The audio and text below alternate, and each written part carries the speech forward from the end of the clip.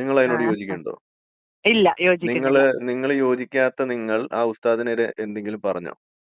ഇല്ല, ഇല്ല. പറഞ്ഞിട്ടില്ല. ഇവിടെ ആരെങ്കിലും ആ ഉസ്താദിനെ തിരുത്താൻ വേണ്ടി മുന്നോട്ട് വന്നോ? വിശ്വാസികൾ? ഇല്ല. ഇല്ല. അപ്പൊ അത് ആരെങ്കിലും ചെയ്യണ്ടേ? ഉം. അപ്പൊ ചെയ്യുന്നവരെ നിങ്ങൾ ചെയ്യാൻ അനുവദിക്കൂ? പോയി നിങ്ങൾക്ക് മതമില്ലാതെ ജീവിക്കാം, അതിനുള്ള സ്വാതന്ത്ര്യം ഇന്ത്യയിലുണ്ടല്ലോ. അതേപോലെ തന്നെ ഓരോരോ ആൾക്കാർക്കും അവരവരായ സ്വാതന്ത്ര്യം ഉണ്ടല്ലോ. പിന്നെ എന്തിനാ നമ്മൾ ഇസ്ലാമിലുണ്ടോ അങ്ങനെ സ്വാതന്ത്ര്യം? എന്ത് പറ്റി രമണ?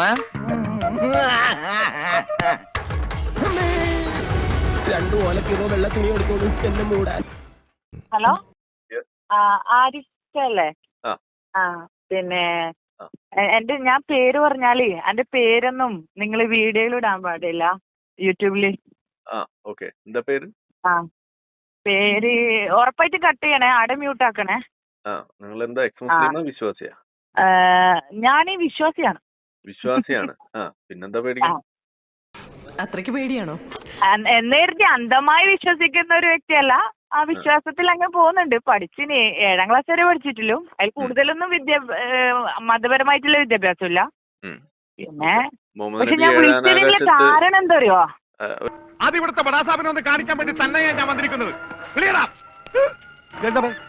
ഒരു മിനിറ്റ്, മുഹമ്മദ് നബി 7ാം ആകാശത്ത് പോയതൊക്കെ വിശ്വസിക്കുന്നുണ്ടോ? അല്ല, നിങ്ങൾ അന്ധവിശ്വാസി അല്ല എന്ന് പറഞ്ഞുകൊണ്ട് ചോദിക്കുകയാണ്.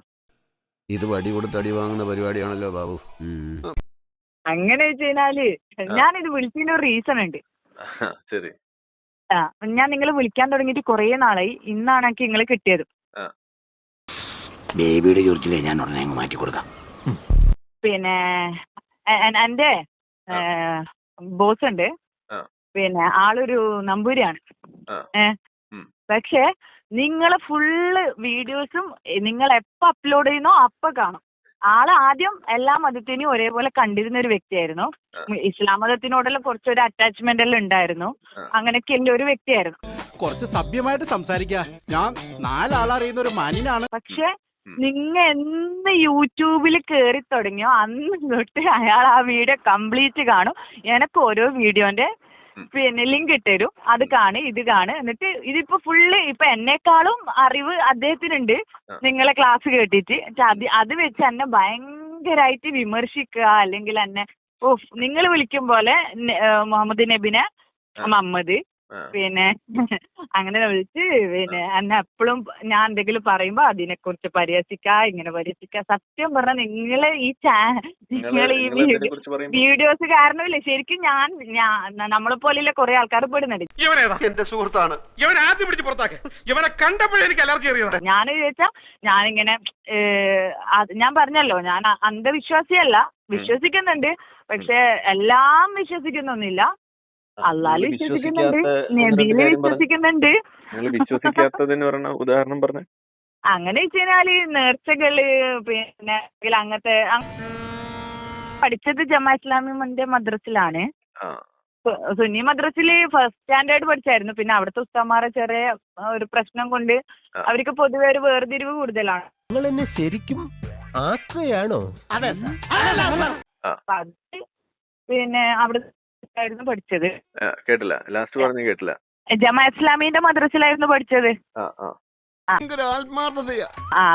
ഞാൻ 7 വരെ പഠിച്ചിട്ടില്ലോ. അങ്ങനെ അതിനോട് ഇങ്ങനെ ഞാനിപ്പോ പറഞ്ഞ പോലെ പർദ്ദ ഇട്ടിട്ട് നടക്കുക അങ്ങനെയൊന്നും ഇല്ല കേട്ടോ. ഞാൻ അങ്ങനെ ഞാൻ ഇന്നവരെ കല്യാണം കഴിഞ്ഞപ്പോ ഇട്ടിട്ടുണ്ടായിരുന്നു. അവരൊക്കെ ഭയങ്കര വിശ്വാസികളാണ്. അപ്പൊ അതുകൊണ്ട് ഞാൻ ആ സമയത്ത് അവരുടെ വീട്ടിൽ പോകുമ്പോൾ മാത്രം ഇടും. അല്ലാണ്ട് പുറത്ത് ഞാൻ ജോലിക്കെല്ലാം പോകുമ്പോ എന്റേതായ രീതിയിൽ ജീൻസ് ആയാലും ടോപ്പായാലും അങ്ങനെ എന്റെ ഇഷ്ടത്തിന് ഞാൻ വസ്ത്രം ധരിക്കുന്ന ഒരു വ്യക്തിയാണ്.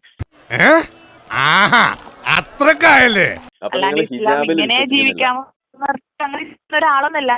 നിങ്ങളപ്പോ ഹിജാബിൽ വിശ്വസിക്കാത്ത ഒരു മുസ്ലിമാണ്? യെസ്. അങ്ങനെ ഹിജാബ് ഉമ്മാവ് നിർബന്ധിച്ചിട്ടില്ല കേട്ടോ. ഉമ്മാന്റെ ഒരിക്കലും അതിനെ ഫോഴ്സ് ചെയ്തിട്ടില്ല. നീ ഹിജാബ് ഇട്ടിട്ടേ പുറത്തേക്ക് കയറുന്നില്ല.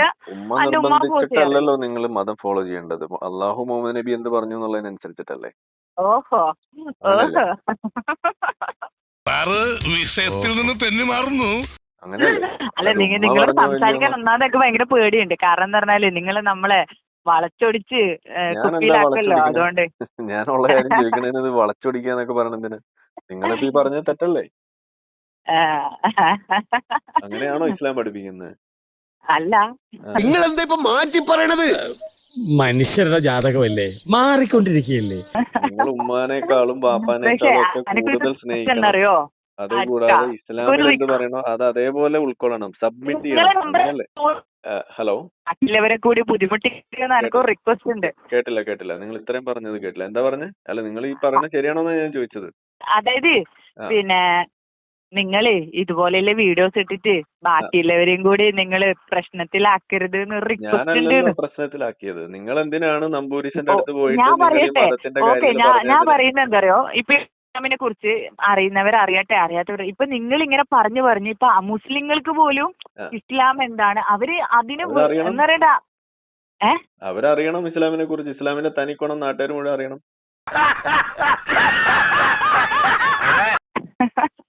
ഞാൻ നിങ്ങളോടൊരു ചോദ്യം ചോദിക്കട്ടെ. നിങ്ങൾ എന്താണ് നിങ്ങളുടെ ബോസ് ആയിട്ടുള്ള നമ്പൂരിശന്റെ അടുത്ത് പോയിട്ട് നിങ്ങൾ എന്താ പറയാറുള്ളത്? അത് എപ്പോഴും ഫൈറ്റാ. എനിക്കിത് കേൾക്കുമ്പോ ചൊറിഞ്ഞു വരും. അന്നെ എപ്പോഴും ഇങ്ങനെ. അതിപ്പോ എന്റേത് കേൾക്കുന്ന കാര്യമല്ല, അല്ലാതെ തന്നെ നിങ്ങൾ എന്തെങ്കിലും അദ്ദേഹത്തിന്റെ അടുത്ത് പോയിട്ട് മതത്തിന്റെ കാര്യങ്ങൾ എന്തെങ്കിലും പറയാറുണ്ടായിരുന്നോ? ഇല്ല, ഞാൻ അങ്ങനെ ഒരു മതത്തിനെ കുറിച്ചും പറയില്ല. പക്ഷെ ഞാന് അങ്ങനെ ആ ഒരു ഭയങ്കര ചിട്ടയിൽ ജീവിക്കുന്ന ഒരാളൊന്നുമല്ല. പക്ഷെ ഇങ്ങളെ കേട്ടിട്ട് അത് അടിച്ചായിട്ട് പിന്നെ എന്റെ ഉമ്മാരെ അനിയത്തിയുണ്ട്, സിസ്റ്റർ ഉണ്ട്. അവര് ജമാഅത്ത് ഭയങ്കര ടീമാണ്. മദ്രസയിലെല്ലാം പഠിപ്പിക്കുന്ന എന്നെ പോലെയല്ല, കുറച്ച് എന്താ നിന്റെ ഉദ്ദേശം? അപ്പൊ കേട്ടില്ല. നിങ്ങള് റേഞ്ച് പോകുന്നുണ്ട്. നിങ്ങൾ റേഞ്ചുള്ളടത്ത് നിൽക്കും. ഇപ്പൊ റേഞ്ച് ഒക്കെ അല്ലേ? പറയൂ. എന്തിനാണ് അവന്മാരെ വിളിക്കുന്നത്? ഇതൊക്കെ നമുക്ക് എടുക്കാവുന്നല്ലേ ഉള്ളൂ. വേണ്ട, ഞാൻ വിളിക്കാം. ശേഖരേ, പിന്നെ ഞാൻ പറയുന്നത് എന്തറിയോ, ഇപ്പൊ നിങ്ങൾ ഈ ഇപ്പൊ വീഡിയോസ് ഇടുന്ന കാര്യങ്ങളൊക്കെ പിന്നെ അതേപോലെ ജീവിക്കുന്ന ആൾക്കാരൊന്നല്ലല്ലോ ഇപ്പൊ നമ്മളെ ഇന്ത്യയിലൊന്നും ഇല്ലത്, ആണോ? ആൾക്കാരുണ്ടല്ലോ. പിള്ളേരാണ് ചിലപ്പോ ചരിത്രം പഠിക്കുന്നത്. ഏടെയില്ല, ഇപ്പൊ വളരെ ചുരുക്കം. ചിലപ്പോ നമ്മൾക്ക് പിന്നെ അങ്ങനെ ഇന്നിപ്പോ ഒരു പെൺകുട്ടി നിലവിളിച്ചിട്ട് ഇവിടെ ഒരു പത്രത്തിലൊരു വാർത്തയൊക്കെ കണ്ടിട്ടുണ്ട്. അവരുടെ ഉമ്മ മണാലിയിൽ പോയിട്ട് മഞ്ഞെറിഞ്ഞ് കളിച്ചു. അത് വിമർശിച്ചിട്ട് ഒരു ഉസ്താദ് ഇവിടെ പ്രസംഗിച്ചു. 25 വർഷം മുന്നേ ഭർത്താവ് മരിച്ച ഉമ്മമാരൊക്കെ വീട്ടിലിരുന്ന് ദിക്ർ ചെയ്യലാണ്, മഞ്ഞെറിഞ്ഞ് കളിക്കരുതെന്നാ പറഞ്ഞ ഉസ്താദ്. നിങ്ങൾ അതിനോട് യോജിക്കുന്നുണ്ടോ? ഇല്ല, നിങ്ങൾ യോജിക്കാത്ത നിങ്ങൾ ആ ഉസ്താദിനെതിരെ എന്തെങ്കിലും പറഞ്ഞോ? ഇല്ല, പറഞ്ഞില്ല. ഇവിടെ ആരെങ്കിലും ആ ഉസ്താദിനെ തിരുത്താൻ വേണ്ടി മുന്നോട്ട് വന്നോ? വിശ്വാസികൾ? ഇല്ല. അപ്പൊ അത് ആരെങ്കിലും ചെയ്യണ്ടേ? അപ്പൊ ചെയ്യുന്നവരെ നിങ്ങൾ ചെയ്യാൻ അനുവദിക്കൂ. നിങ്ങൾക്ക് വിഷമമൊക്കെ ഉണ്ടാവും. അതെനിക്കറിയാം. ചെയ്യുന്നവര് ചെയ്തോട്ടെ. ചെയ്യുന്ന ആളാണ് ഞാൻ. എന്റെ അടുത്ത് വിളിച്ചിട്ട് നിങ്ങൾ ചെയ്യണ്ടെന്ന് പറയണ എന്തിനാ? അത് നിങ്ങൾ സ്വയം പറയൂ. നിങ്ങൾ എന്ത് വിവരക്കാനാണ് ഈ പറയുന്നത്? നിങ്ങൾക്ക് ഇസ്ലാം മതം വിശ്വാസമില്ലെങ്കിൽ നിങ്ങൾ ഇസ്ലാം മതം വിശ്വസിക്കണ്ട, അതല്ല ഹിന്ദു, നിങ്ങൾക്ക് മതമില്ലാതെ ജീവിക്കാം. അതിനുള്ള സ്വാതന്ത്ര്യം ഇന്ത്യയിലുണ്ടല്ലോ. അതേപോലെ തന്നെ ഓരോരോ ആൾക്കാർക്കും അവരവരായ സ്വാതന്ത്ര്യം ഉണ്ടല്ലോ. പിന്നെ എന്തിനാ നമ്മൾ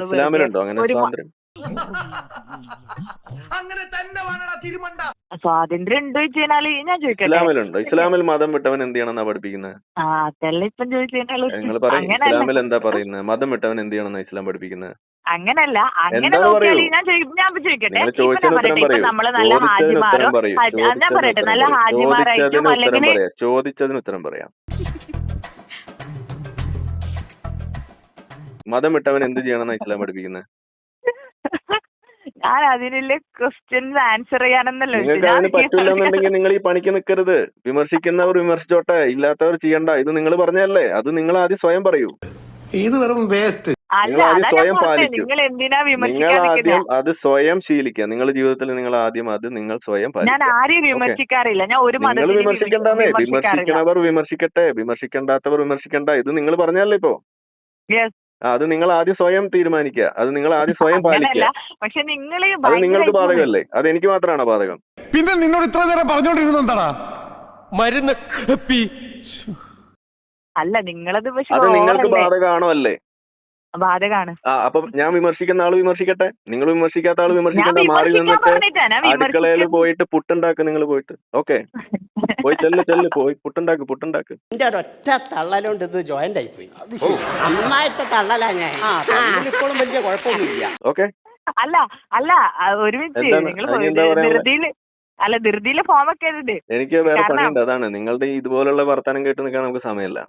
ഓക്കെ, അല്ല ഞാൻ പറഞ്ഞു വന്നത് ഇത്രേ ഉള്ളൂ. നിങ്ങൾ പറഞ്ഞു വന്നതിന്റെ ഇതുപോലെ പൊള്ളത്തരം ഞാൻ ഇപ്പൊ കാണിച്ചു തന്നല്ലോ. വിമർശിക്കുന്നവർ വിമർശിക്കട്ടെ, അല്ലാത്തവർ വിമർശിക്കണ്ട. നിങ്ങൾ തന്നെ പറഞ്ഞു അത് ആദ്യം നിങ്ങൾക്കാണ് ബാധകം. വെള്ളയും വെള്ളം കിട്ട് ഇറങ്ങിയിരിക്കുന്നു. ഞാൻ വിമർശിക്കുന്നവൻ ഞാൻ വിമർശിക്കട്ടെ. നിങ്ങൾ വിമർശിക്കുന്നില്ല, നിങ്ങൾ വിമർശിക്കണ്ട. പോയി പുട്ടുണ്ടാക്കൂ. ഓക്കെ, ശരിയാ, നിങ്ങൾക്ക് കടലക്കറി ഉണ്ടാക്കും. എന്നാ ചെല്ല് പുട്ടും കടലക്കറിയൊക്കെ ഉണ്ടാക്കിയിട്ട് വെച്ച് വിളമ്പ്. ഞാൻ ചപ്പാത്തി കഴിക്കാറില്ല, ചോറാണ് തിന്നണത്. അതുകൊണ്ട് എനിക്ക് ഹിന്ദി അറിയാനും പാടില്ല. മനസ്സെത്തുന്നിടത്ത് കാലെത്തുന്നില്ല പട്ടാളക്കാരാ. ഇവിടുത്തെ നാട്ടുകാർക്ക് എന്റെ വ്യക്തിപരമായ പേരിൽ ഞാൻ നന്ദി രേഖപ്പെടുത്തിക്കൊള്ളുന്നു. ഒന്ന് സബ്സ്ക്രൈബ് ചെയ്തിട്ട് പോടാ.